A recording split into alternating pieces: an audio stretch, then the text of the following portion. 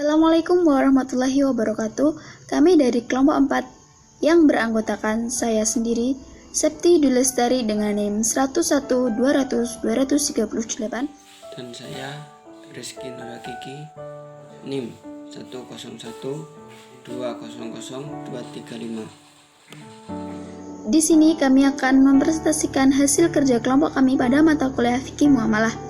Kami akan sedikit membahas mengenai sewa menyewa atau ijarah. Pengertian dan dasar.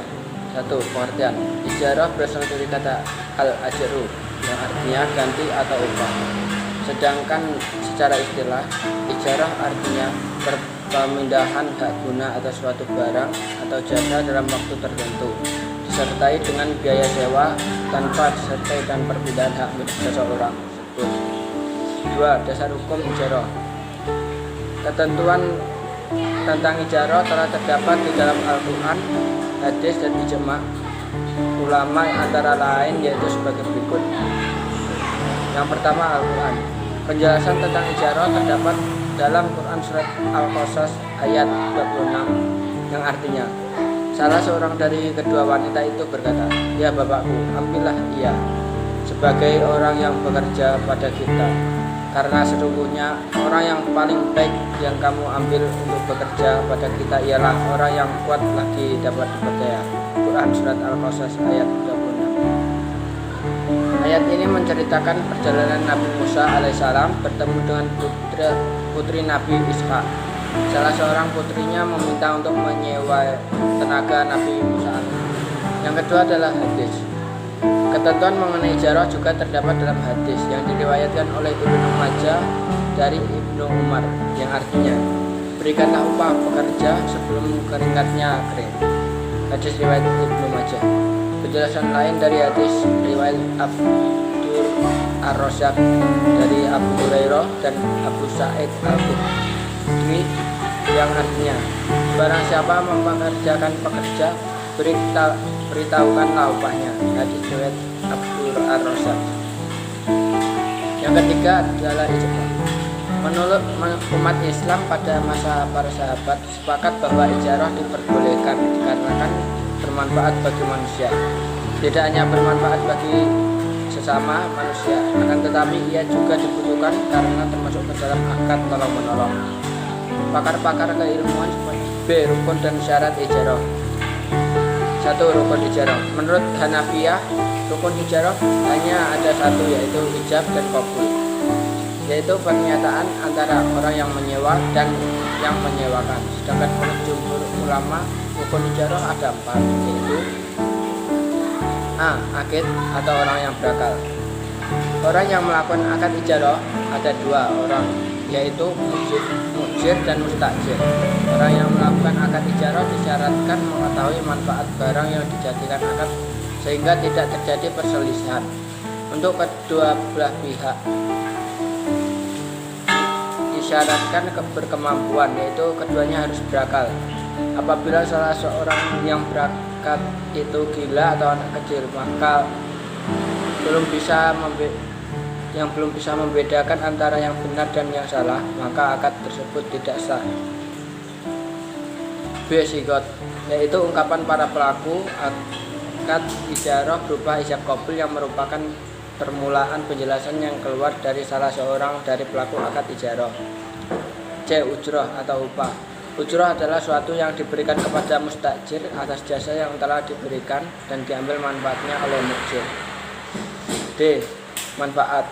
Di antara cara untuk mengetahui ma'qud alaih adalah dengan menjelaskan manfaatnya, pembatasan waktu, atau menjelaskan jenis pekerjaan jika ijarah atas pekerjaan atau jasa seseorang. 2. Syarat-syarat ijarah. Menurut Muhammad Ali Hasan, syarat-syarat ijarah adalah 1. Syarat bagi kedua orang yang berakad adalah telah balik dan berakal. Dengan demikian, apabila orang itu belum atau tidak berakal seperti anak kecil atau orang gila, menyewa hartanya atau diri mereka yang sebagai buruh, maka ijarahnya tidak sah. Berbeda dengan mazhab Hanafi yang memiliki dan Maliki bahwa orang yang melakukan akad tidak harus mencapai usia balik, tetapi anak yang telah mumayyiz pun boleh melakukan akad ijarah dengan ketentuan disetujui oleh walinya. 2. Kedua belah pihak yang melakukan akad menyatakan kerelaannya untuk melakukan akad ijarah itu apabila salah seorang keduanya terpaksa melakukan akad maka akadnya tidak sah. 3. Manfaat yang menjadi objek ijarah harus diketahui secara jelas sehingga tidak terjadi perselisihan di belakang hari. Jika manfaatnya tidak jelas maka akad itu tidak sah. 4. Objek ijarah itu dapat diserahkan dan dipergunakan secara langsung dan tidak ada cacatnya. Oleh sebab itu, ulama fikih sepakat mengatakan bahwa tidak boleh menyewa suatu yang tidak dapat diserahkan, dimanfaatkan langsung oleh penyewa. Umpamanya rumah atau toko harus siap pakai atau tentu saja sangat bergantung pada penyewa apakah dia mau melanjutkan akad itu atau tidak. Sekiranya rumah itu atau toko itu disewa oleh orang lain maka setelah itu habis sewanya baru dapat disewakan ke orang lain. 5. Objek ijarah itu suatu yang dihalalkan oleh syara. Oleh sebab itu ulama fikih sependapat bahwa tidak boleh menggaji tukang sihir, tidak boleh menyewa orang yang membunuh, tidak boleh menyewa rumah untuk tempat berjudi atau tempat prostitusi. Demikian juga tidak boleh menyewakan rumah kepada non-muslim untuk tempat mereka beribadah. Pendapat ulama mengenai akad ijarah, bahwasanya salah satu kegiatan manusia yang berhubungan dengan muamalah ialah sewa menyewa yang dalam fikih disebut dengan ijarah. Di sini ada beberapa ulama yang melarang adanya akad ijarah. Mereka beralasan bahwasanya ijarah merupakan akad yang menjual manfaat, padahal manfaat tersebut tidak ada ketika akad. Tapi Ibnu Rusdi dengan mayoritas ulama membolehkan adanya akad ijarah dengan dalil Al-Quran, As-Sunnah, dan Ijma'.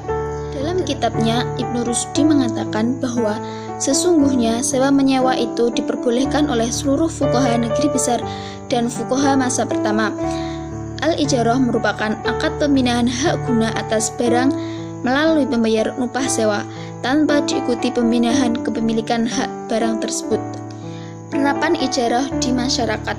Ijarah merupakan suatu jenis akad yang memanfaatkan jasa, baik jasa atas barang tersebut ataupun jasa atas tenaga kerja.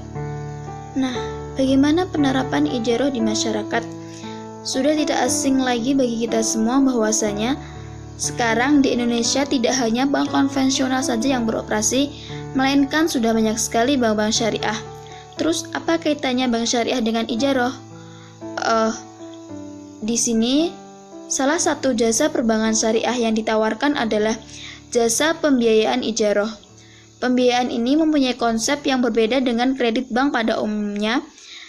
Dalam pembiayaan ijarah, pengusaha tidak perlu memiliki barang modal terlebih dahulu, melainkan dapat melakukan penyewaan kepada bank syariah sehingga tidak dibebankan dengan kewajiban menyerahkan jaminan. Maka dikatakan bahwa pembiayaan ijarah lebih menarik dibandingkan jenis pembiayaan lainnya seperti mudharabah dan musyarakah. Namun meskipun pembiayaan ijarah ini sangat sederhana, tapi tidak berkemungkinan besar juga beresiko, baik resiko yang ditimbulkan oleh pihak nasabah maupun dari pihak bank syariah tersebut. Cukup sekian yang dapat kami sampaikan, kurang lebihnya kami mohon maaf. Wabillahi taufiq wal hidayah, waridha wal inayah. Wassalamualaikum warahmatullahi wabarakatuh.